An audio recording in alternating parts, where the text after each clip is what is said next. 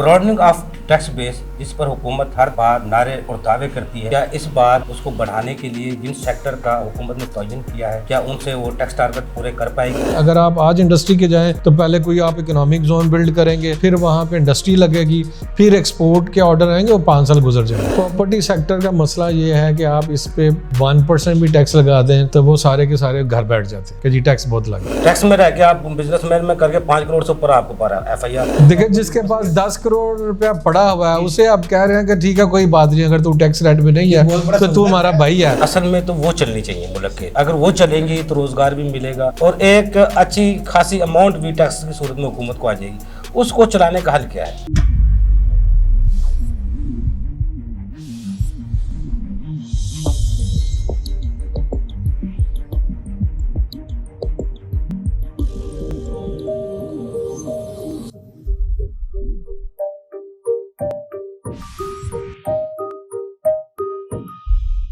सबसे पहले सफदर साहब आपकी तरफ से फाइनेंस एक्ट 2025 इसके सेल टैक्स कवानीन और इनकम टैक्स कवानीन में खास तब्दीली आपको नजर आई है जिससे BTB या ब्रॉडनिंग टैक्स ऑफ बेस की तरफ हम जा सकें? प्राइमरीली अगर हम टैक्सेशन पे देखें तो ओवरऑल तो इतना इम्पैक्ट नहीं है, लेकिन ब्रॉडनिंग ऑफ टैक्स बेस पे इनडायरेक्टली काम हुआ। हमारा जो फोकस है FBR की मशीनरी का वो ज्यादातर इनडायरेक्ट है। टैक्सेस की तरफ जाएं तो वो इनडायरेक्ट की तरफ चले जाते हैं। किसी recovery process broadening of tax base की तरफ भी जाएं तो वो इनडायरेक्ट में चले जाते हैं। जो एफर्ट उनको करनी चाहिए कि वो करें ताकि जो लोग हैं वो डायरेक्ट टैक्स नेट में है वो उस पे नहीं काम करते, वो इस पे काम करते हैं कि जो एग्जिस्टिंग टैक्स पेयर काम कर रहा है उसकी ट्रांजैक्शंस को इतना कम्प्लेक्स कर लें, उसके लिए मसाइल इतने पैदा कर दें कि वो ये दूसरों को मजबूर करे कि वो टैक्स नेट में आए। जैसे अभी 2 लाख वाली कैश की ट्रांजेक्शन आई तो जितने भी लोग जो कहीं पे अनरजिस्टर्ड के साथ काम करते थे या कोई ऐसी ट्रांजेक्शन है जहाँ पे कैश की इन्वॉल्वमेंट थी, अब वो मजबूर हैं कि वो अपने कस्टमर से रिक्वेस्ट करेंगे जी आप हमें कैश डिपॉजिट नहीं कराए, हमें बैंक डिपॉजिट करें, चेक ला के दें। अब ये वाला फोकस, ये एक्स्ट्रा बर्डन है एक टैक्स पेयर के ऊपर जो ऑलरेडी कंप्लाइंट है, वो अनरजिस्टर्ड की ट्रांजेक्शन के ऊपर 4% एक्स्ट्रा भी गवर्नमेंट को पे करता है। और अब उसी के ऊपर बार है कि अगर आपने अनरजिस्टर्ड को सेल की, अगर आपने हमें एक्स्ट्रा रेवेन्यू 4% दिया तो हम आपकी कॉस्ट का 50% भी आपको रिजेक्ट कर देंगे। तो इसका मतलब ये है कि FBR अपनी इनकैपेसिटी को एक्सेप्ट कर लेता है और उसको बर्डन जो है वो जो टैक्स पेयर है उस पर डाल देता है। ठीक है। हालांकि प्रैक्टिस ये होनी चाहिए कि अब आपके पास टेक्नोलॉजी है, आपके पास डेटा है, आप ऐसे मैकेनिज्म ऐसे प्रोसेस बनाएं कि कोई आदमी जो बिजनेस कर रहा है, वो छोटा कर रहा है, वो बड़ा कर रहा है, वो जब तक टैक्स नेट में आए वो नहीं कर सकते। हमारे पास कदगन लगाने के बजाय छूट दें। नहीं, हमारे साथ बेशुमार ऐसी मिसालें। देखिए, हमारे पास गल्फ स्टेट्स है, बहुत सारे काम उन्होंने हम ही से सीखे, हमारे ही लोगों ने जाके उन्हें ट्रेन किया। वहां पे कोई आदमी काम नहीं कर सकता जब तक वो उसके पास रजिस्ट्रेशन लाइसेंस ना हो, जब उसके पास वैट या कॉर्पोरेट टैक्स की रजिस्ट्रेशन ना हो, उसके बाद वो अपनी एग्जम्पशन अवेल करता है। यहाँ हमारे यहाँ कोई भी काम शुरू कर सकता है। FBR की तरफ से या सिस्टम या प्रोसेस में ऐसा कोई रुकावट नहीं है कि वो काम ना कर सके। ट्रेड यूनियंस में भी ऐसा नहीं है कि कोई मार्केट में अगर बंदा आता है तो मार्केट कमेटी से कहे कि भाई पहले तो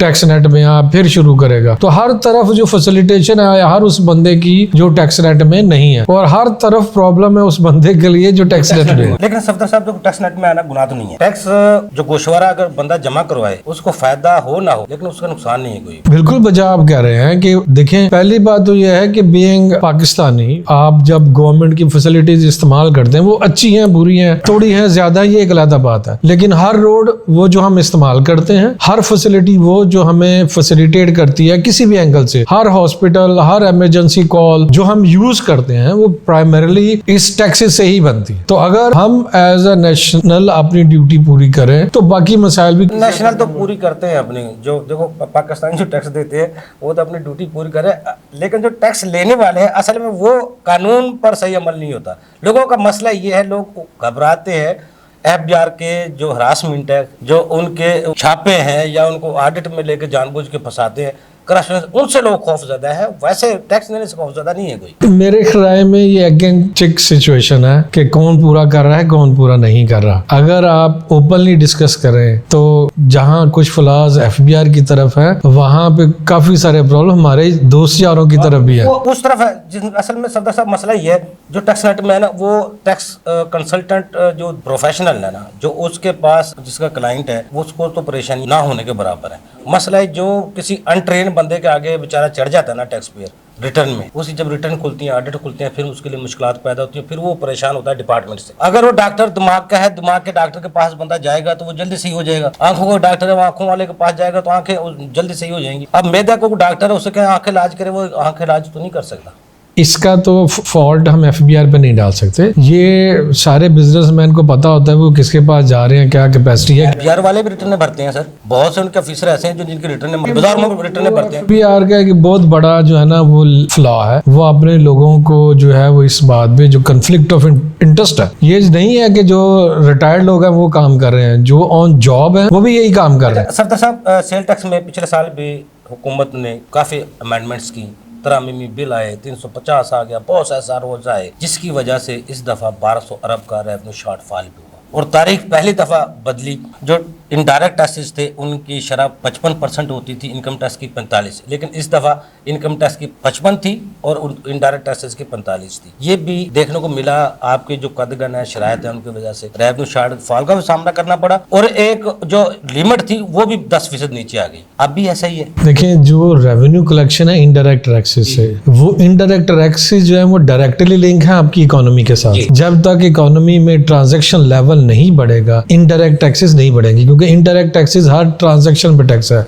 मैं कोई चीज़ खरीदूंगा, मैं टैक्स दूंगा, आप कोई खरीद देंगे। जो बिजनेस के अंदर मल्टीपल ट्रांजैक्शन हो रही हैं एक ही प्रोडक्ट के ऊपर, उन सब पे थोड़ा बहुत टैक्स जो है वो इनडायरेक्ट टैक्स की मद में मिलता है, जिसे हम उर्फ आम में सेल टैक्स यहाँ पे बोलते हैं। पहली बात तो ये है कि जब तक आप इकोनॉमी में ऐसे मेजर्स नहीं लेंगे, इकोनॉमिक एक्टिविटी बूस्ट ओवर नहीं होगा।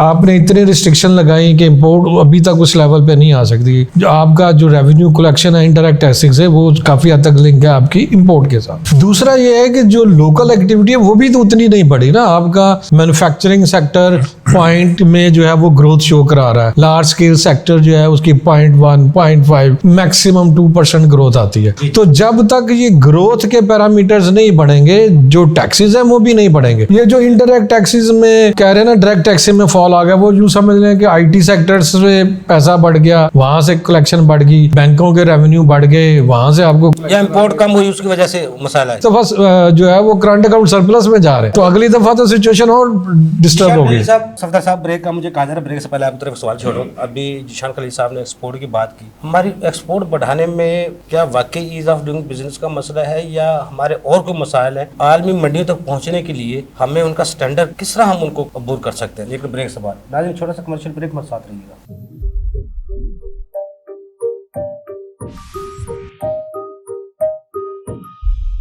वेलकम बैक नाजरीन। जी सर जी, आप ये देखेंगे कोई भी बायर अगर पाकिस्तान में आएगा तो हमसे क्यों खरीदेगा? दो उसके मेन रीजन होते हैं। नंबर 1 कि आपकी क्वालिटी बहुत अच्छी है, नंबर 2 आपकी कीमत बहुत अच्छी है, नंबर 3 आप एक रिलायबल सोर्स उनके लिए बने कि आप एक कांस्टेंट सप्लाई उनको दे सकते हैं। ये 3 चीज़। पहली बात, हम आ जाए क्वालिटी के ऊपर, वो हमारे यहाँ जो मर्जी कर लें, हमारे लोग उस पर शायद ही कभी पूरे उतरते हैं। हाँ, कभी कोई इंटरनेशनल बायर अपने स्टैंडर्ड इम्पोज कर दे तो वो कर लेते हैं। जो रही कॉस्ट की बात, तो हमारे यहाँ इनपुट, हमारी इलेक्ट्रिसिटी, हमारी फाइनेंसिंग, अब जाके फाइनेंसिंग हमारी कंपैरेटिव हुई है। अदरवाइज ये दूसरों से 2-3 गुना सारी चीज़ें महंगी थी। लिहाजा वो बायर जिसने प्राइस के लिए आना है उसके लिए पाकिस्तान बिल्कुल भी सूटेबल नहीं था। वो चाइना देखिए, वो इंडिया देखिए, बांग्लादेश देखिए, वो फिलिपाइन देखिए, ये उसके लिए ज़्यादा बेहतर और अच्छी डेस्टिनेशन। अगली बात आ गई रिलायबिलिटी की। तो रिलायबिलिटी का फैक्टर, अगर आप बहुत अच्छे क्वालिटी प्रोड्यूसर हैं, आपका जो माल है, जो कभी हम समझते कि कॉटन हमारी बहुत अच्छी है, तो हमारा जैसा कपड़ा कोई नहीं बनाता था, यान कोई नहीं बना सकता था, तो उसमें देखें अगर ये सारी बातें हो भी जाएँ तो आपकी इलेक्ट्रिसिटी नहीं आती, लोग अपने ऑर्डर पूरे नहीं कर पाते। अगर इलेक्ट्रिसिटी दे भी दें तो कभी जो है वो सिंध के बॉर्डर पर रोक लेते हैं गाड़ियाँ, 15-15 दिन गाड़ियाँ रुकी रहती हैं कि जी यहाँ से जा नहीं सकती, कभी यहाँ से आ नहीं सकते। वैसे खराजात बढ़ जाते हैं, उनके किराए को बहुत ज्यादा अखराज expense हो बढ़ना जाते हैं। इतना मसला नहीं है। आप जब ऑर्डर टाइम पे डिलीवर नहीं कर पाते तो जो अगले का नुकसान है वो कौन बढ़ेगा, और अगला यही समझेगा कि आप एक रिलायबल पार्टनर नहीं, आप उसकी सारी सप्लाई चेन ही डिस्टर्ब कर देंगे। लिहाजा आप एक्सपोर्ट बढ़ाने में कोई एक चीज नहीं है कि मैं कहूँ अच्छा मैं ईज ऑफ डूइंग बिजनेस कर दूं तो लिहाजा बहुत एक्सपोर्ट बढ़ जाएगी, अच्छा मैं इंटरेस्ट रेट कम कर लूं तो बहुत अच्छा हो जाएगा, अच्छा मैं बिजली कर लूं सस्ती तो बहुत अच्छा हो जाएगा। आपको पूरा एक इकोसिस्टम डेवलप करना पड़ता है जिसके गिर्द सारी चीजें होंगी। जब तक वो सारे पैरामीटर्स पूरे नहीं होंगे आप ना लोकली अपनी प्रोडक्शन बढ़ा सकते हैं ना एक्सपोर्ट में कोई बेहतरी ला सकते हैं। अगर आप समझते हैं कि इस मुल्क के लिए कोई अच्छा करना है, आपने एक्सपोर्ट बढ़ानी है, आपको पहले तो ये कि अपनी एक्सपोर्ट को डाइवर्स करना पड़ेगा। आपके पास इतना बड़ा यूथ का पूल है, आप उसे ट्रेंड करें, स्किल एक्सपोर्ट करें। आपके पास अगर आप समझते हैं कि आप फिर जो है वो टेक्सटाइल में जाएंगे, मेरी राय में तो टेक्सटाइल में जितने 50-60 साल से जितनी सब्सिडी इसको दी हुई है ये पहले किसी और को दे देते शायद वो डिपार्टमेंट खड़ा हो जाता। अगर दोबारा टेक्सटाइल वालों को देंगे तो वही रिजल्ट आए। ये हम लोग कह तो देते हैं जी ये कर दे वो कर दे, ना वहाँ पे कोई विजनरी लीडरशिप होती है टेक्सटाइल वालों के पास, ना कोई इंजीनियर होते हैं। आज का तो मुझे पता नहीं, जब 15-20 साल पहले मैं टेक्सटाइल में जाता था तो शायद ही किसी टेक्सटाइल में कोई इंजीनियर नजर आता था। सारे सुपरमैन फोरमैन के ऊपर जो है वो 50 बंडल की बिल चल रही होती थी। हमारा जैसे इन्होंने कहा कि हमारा मसला ये है कि हमारे यहाँ लोग पढ़ लिखे नहीं है, तो वो एक बहुत बड़ा अलमिया है कि जिसकी वजह से आप ग्रो भी नहीं कर पाते। आप जितनी मर्जी सब्सिडी उन्हें दे दें, उनका वो विजन नहीं बनता कि वो अपने आप को एक बड़ा इंटरनेशनल ब्रांड बना सके, और बस वो फेक फ्लाइंग इनवॉइसेस के चक्कर में, दिहाड़ी के चक्कर में रहते हैं। वो उन सबको आती है, वो जितने मर्जी अनपढ़ है जाहिल है, वो सबको पता है कि फेक फ्लाइंग इनवॉइस से पैसा कैसे बनता है, वो बनाए जा रहे हैं। इसी वजह से वो कानून बनते हैं और फिर वो सारे चीखते हैं कि नो जी ये हो गया वो हो गया। वो सारी बातें अपनी जगह पे रहती है। फिर हम अगर एक्सपोर्ट की तरफ आए, आपको इलेक्ट्रिसिटी सस्ती करनी पड़ेगी, आपको इलेक्ट्रिसिटी सप्लाई करनी पड़ेगी अनइंटरप्टेड, आपको इंटरेस्ट रेट कम करना पड़ेगा, आपको जो एक्सपोर्टर को फैसिलिटेशन चाहिए एलसी के ऊपर वो देनी पड़ेगी, आपको जो उनको माल खरीदने के लिए इंपोर्ट के लिए फैसिलिटेट करना पड़ेगा, आपको ये जो हर गली मोहल्ले में 10 लोग खड़े होकर सड़क ब्लॉक कर देते हैं और उसके बाद फिर सारी की सारी शिपमेंट इंपोर्ट की भी रुक जाती है, एक्सपोर्ट की भी रुक जाती है, उन सब के ऊपर काबू पाना पड़ेगा। जब तक एक पूरा इकोसिस्टम डेवलप नहीं होगा एक्सपोर्ट के अंदर, तब तक आप अपनी एक्सपोर्ट नहीं बढ़ा सकेंगे। बाकी पैचेस है वो जहां मर्जी लगा दे, टेम्परेरी सा बूस्ट आएगा, फिर हम दोबारा जीरो पे। 2025 में हुकूमत ने एक्सपोर्ट को कोई फोकस किया है या फिर ओवरसीज के ऊपर ही रिलायबल कर रही है हुकूमत? नहीं, कोई एक्सपोर्ट पे कोई फोकस नहीं है, कोई फैसिलिटी नहीं है। आप जो कर सकते थे आपने वो भी नहीं किया। आपने 10 दफा नारे लगाए कि हम इलेक्ट्रिसिटी सस्ती करें, इलेक्ट्रिसिटी सस्ती करें, ये करें वो करें, कोई इलेक्ट्रिसिटी कैपेसिटी बिल्डिंग को हम खत्म कर देंगे, वो आज भी वही हाल है। वो ना करें कैपेसिटी पेमेंट, उनकी काम दे दें उनको कैपेसिटी पेमेंट, लेकिन जिसको आप बिजली दे रहे हैं उसको उसकी जो कॉस्ट बनती है उसके ऊपर लेना। अब आप पहले फैसिलिटेट कर रहे थे कि सोलर सिस्टम लगाएं, आपने सोलर की भी कॉस्ट बढ़ा दी कि जो लगा सकते थे वो भी नहीं लगाया। 10% लगा दिया, 18 कम कर दिया। अच्छा sir, broadening of tax base को बढ़ाने के लिए हुकूमत ने ई कॉमर्स को और आईटी को इस दफा फोकस किया है, उसमें आप देख रहे कुछ स्पेस है वाकई इसमें टैक्स नेट को बढ़ाने में कामयाब होगी? देखिए, अगर हम दोनों आईटी को देखें तो आईटी के अंदर जो टैक्स की कलेक्शन है वो बड़ी मिनिमम है। आपने 0.25% रेवेन्यू के ऊपर टैक्स रखा है, वो इतनी ज़्यादा वहाँ पे कलेक्शन नहीं है। हाँ, उसका आपको इनडायरेक्ट फ़ायदा है कि डॉलर की इनटेक ज़्यादा हो जाएगी और आपके जो फॉरेन एक्सचेंज रिजर्व है, काम करने वाला आईटी में दूसरे में तो वहाँ नेट नहीं चलता पाकिस्तान में, वो अपनी जगह पे रहा। लेकिन ये है कि अभी क्योंकि वो एक्सपोर्ट बढ़ रही है, आपके पास मैंने पहले भी कहा एक बहुत बड़ा चंक है यूथ का जो स्किल्ड भी है, जो इंग्लिश स्पीकिंग भी है, जो ट्रेंड भी है, और ज़्यादातर वो जॉब जो है वो अर्न भी कर रही है। तो आपको कलेक्शन इतनी उसकी ज़्यादा नहीं है। आप सारे पीएसएम में अगर आप रजिस्टर्ड हो जाएं तो इनटेक के ऊपर 0.25% टैक्स है, जो कि ना होने के बराबर है।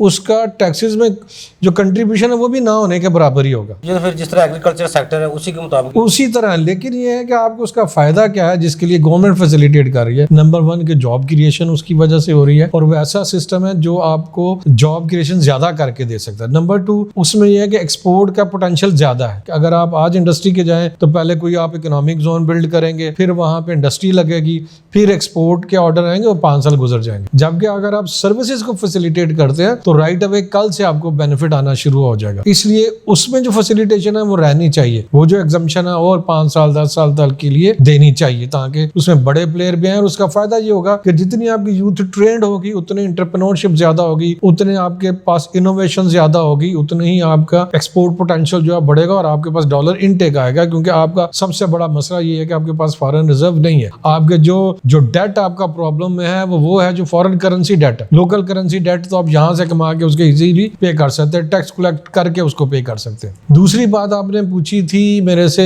IT और ई-कॉमर्स। देखिए ई-कॉमर्स पे जो ऑलरेडी रजिस्टर्ड टैक्स पेयर है वो जितना ई-कॉमर्स करते हैं उस पे वो सेल टैक्स पे कर रहे हैं। अब इनका जो फोकस है वो लोग हैं जो छोटा ट्रेडर है, जो छोटा जो घर से जो कोरियर वाले हो गए।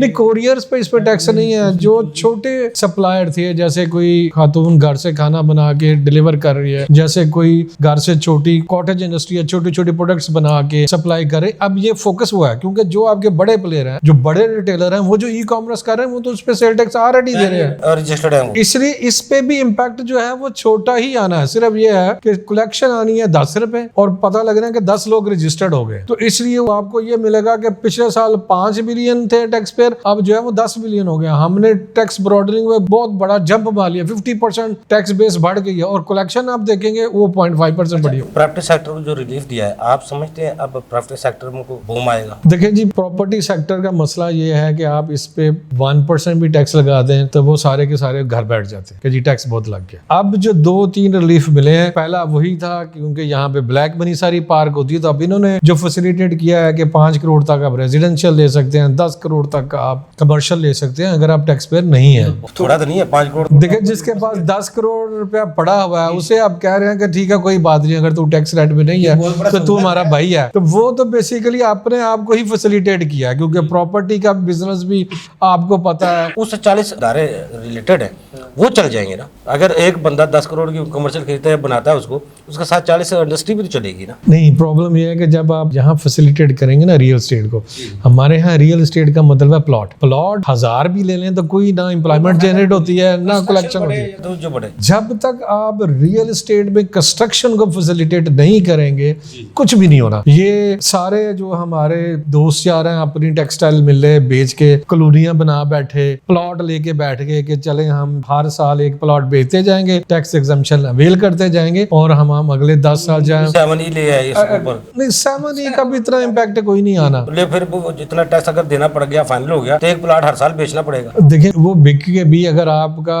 सारा कैपिटल गेन ही एग्जाम्प्ट है तो फिर कितना इम्पैक्ट आ जाएगा। सर साहब, फाइनेंस एक्ट चलो टैक्स कलेक्शन तो करनी है, क्या हिकमत अमली क्या होनी चाहिए हुकूमत की राय बिहार की? आप लोग टैक्स रिलेटेड हर चीज को जानते हैं बेहतर तरीके से, कानूनी तौर पर हम किस तरह लेके चल सकते हैं? बार बार मिनी बजट लाने के बजाय इसको फोकस कर लिया जाए। मेरी राय में कोई भी काम जो है ना वो थ्रेट से कभी कामयाब नहीं होता। पहली बात तो ये है कि ये जो मसला है कि जी इतना हो तो अरेस्ट कर लेंगे, इतना हो तो अरेस्ट कर लेंगे, अरेस्ट की पावर तो पहले भी उनके पास ही, पहले कौन सी नहीं थी। आप अपने मैकेनिज्म को, आप प्रोसेस को इतना अच्छा करें कि जो लूप होल है वो खत्म करें। अगर कोई आज एक बंदा कंप्लायंस भी करना चाहता है तो सिस्टम के अंदर जो अनरजिस्टर्ड लोग हैं उसकी वजह से वो मजबूर है कि वो या तो नॉन कंप्लायंस में चला जाता है या वो शॉर्ट कंप्लायंस में चला जाता है। तो आपको सबसे पहले ये करना चाहिए कि आप अपने सिस्टम को इतना स्ट्रॉन्ग करें कि कोई भी बंदा जो है वो बगैर रजिस्ट्रेशन के काम नहीं कर सके। दूसरी रही डॉक्यूमेंटेशन की बात, मेरी राय में ये जो कानून लेकर आ रहे हैं कि जी 2 लाख से ज्यादा जो